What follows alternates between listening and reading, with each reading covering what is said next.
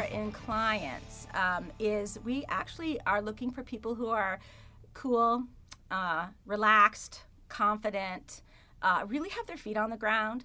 I have the I guess the luxury, because I have my own company, to get to choose who I work with. And so I don't want to work with people who are mean or nasty or conceited or, you know, telling me how to do my job. I mean, don't tell them how to do theirs. I don't want them telling me how to do mine, you know, and I want someone I like. And I learned a long time ago that my first impression of someone is actually casting's first impression of them as well. And so if I don't like someone when they first come in the room, if they're rude to my receptionist, if they're rude to my assistant, then I know casting's not going to like them. Even if I get to know them and I realize, oh, that's just, you know, oh, that's just the first impression. They're really a wonderful human being. Doesn't matter, because casting will have the exact same first impression and they're never going to let them get to the next level. So I have to like the person right when they walk in the door, and then I'm also looking for them to engage us in the room. I want someone who can engage casting when they come in the room and be interesting and fun and bring something different to what they do. And so what we've done, we have offices in West Hollywood, and even our design of our office is like Arthur's round table. And so we have me sitting there, my assistant, at a round table, and the actor is invited to come, and we basically just talk and see what the actor's looking for, you know, and what they need, where they are in their career, and what their their personality type is. And so what I'm looking for now for my talent is I need people who are very confident, who just, I can pitch them the, you know, those auditions, they're going to knock them out of the park, and they're going to go and attend and not give me too much hassle about, they don't want time changes, because, you know, I want people that day job is not going to affect acting job. You know, we want acting number one. And so that's what I'm looking for. If I find people who are really conceited and mean, then they could be the most talented people in the world, but they're not going to get on my roster. It's going to be, the people that are on my roster are like the most talented people in the city, but they're also the kindest and the funniest and the most down-to-earth and grounded people. Because as I said before, a lot of my friends are very, very successful. I have friends that are movie stars, and they are the kindest, the nicest people in the world. And so the actors that I meet who are conceited and nasty, it's like, you know, okay, go work with someone else. I don't want that. I want fun people to be around. And a lot of casting directors will tell you, you know, when you go to a casting interview, it's almost like being invited to a dinner party. And you want to have a lot of fun and be invited back. And that's really the attitude you want. You have to remember that everyone's a person. We're all people. And even the executive producers that you're meeting, oftentimes I'll tell my people, oh, that's my best friend from high school you're going to meet. And it was really funny. One of my really good friends is a very successful feature film television director, and he's doing a series right now. And when one of my clients went in, I called him really quick and said, oh, the person that you're about to see, he's one of mine. And so when my client went in, this very famous film director stood up and, you know, went to shake his hand and said, oh, I'm friends with your agent. And what a nice breaking of stress, you know, when you're coming into the room, to know that the people that are watching you, they want you to succeed. They're not against you. They want to see the best work you can do. And so if you can have that confidence and be that relaxed, you're going to be able to show your best work. And that's what you want always when you get into the room, especially when you're at network, or especially when you're with producers, is to show your unique take on it, because you are unique.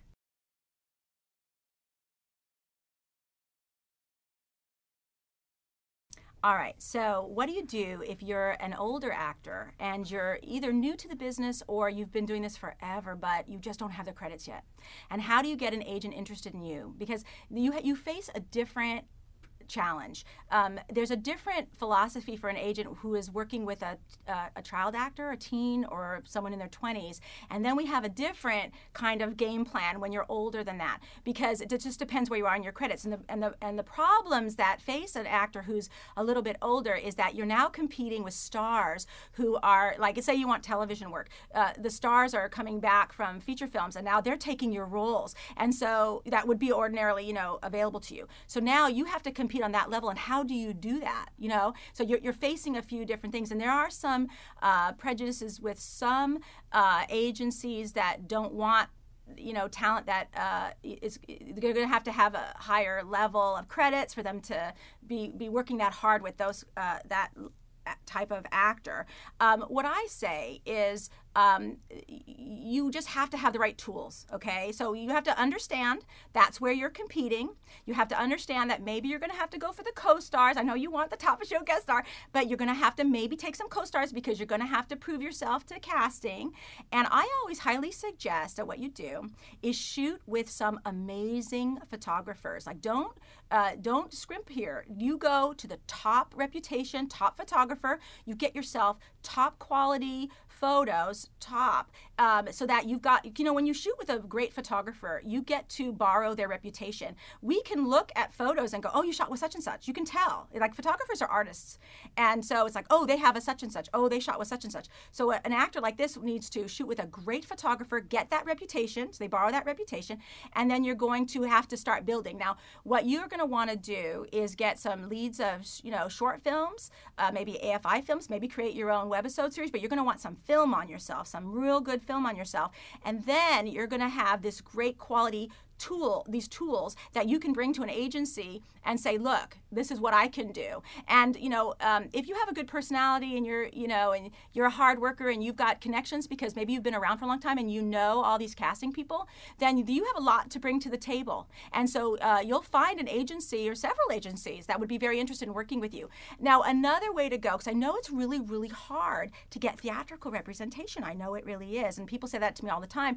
And I understand that. Even I keep a very small theatrical roster, and that's because I used to be a talent manager. Back in the 90s, since the 1990s, I was actually a theatrical talent manager. So I am used to working with a very small number of people theatrically. I don't like to have too many people theatrically because I am such a fan of them that I really want only one type for one type of role.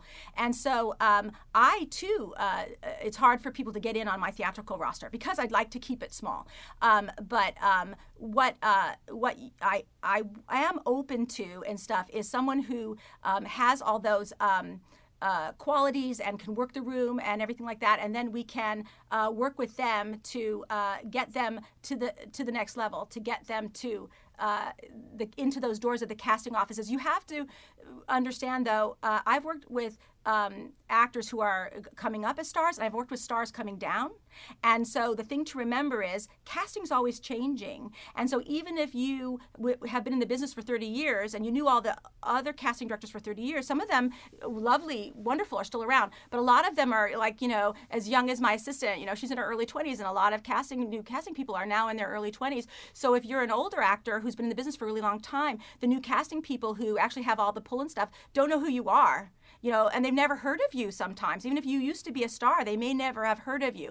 And so you have to put the ego aside, and you're going to have to meet them, and so maybe you might want to do some workshops, or if that's not your thing, you have to understand that you might have to do a read with them, because there's some times, when you're more established, when you're older in your career, you don't want to do any reads. You want offer only, or you want to get straight to producers only. And the problem is the casting doesn't know you yet. Now, once they meet you, they're going to love you because you're brilliant. But you have to understand, where are you in your career and what do you have to do to get to where you want to go. But I do totally respect that an older actor has some hurdles that they have to overcome that a younger actor doesn't. Like a kid actor, before younger than 18, you can be Taft-Hartley for free, right, into the union. So you can be non-union. It's not an issue. It's under the contracts. But a lot of kid actors don't understand why they get dropped by their agencies when they turn 18. Well, because once you're already 18 now, that you'd have to be SAG-E or SAG-AFTRA E. So, it's easier for you as a kid actor. So, and it gets harder as you become an adult, and then it gets harder as you get older. But a lot of my older actors on my roster weren't famous when I got them, but they're all working now, and they have major campaigns and top show guest stars, and we've created careers for them. So I believe that there are roles for everyone. It's just a matter of getting yourself marketable, and bringing yourself up to the level of, that you have an internet presence. And I think if you do that, and you're open to meeting casting and meeting the new casting directors who may not know who you are yet, and letting them get to know you, then you'll be able to, maybe start a career that hasn't started yet, or reinvigorate a career that once started and has waned, and now you need to restart again.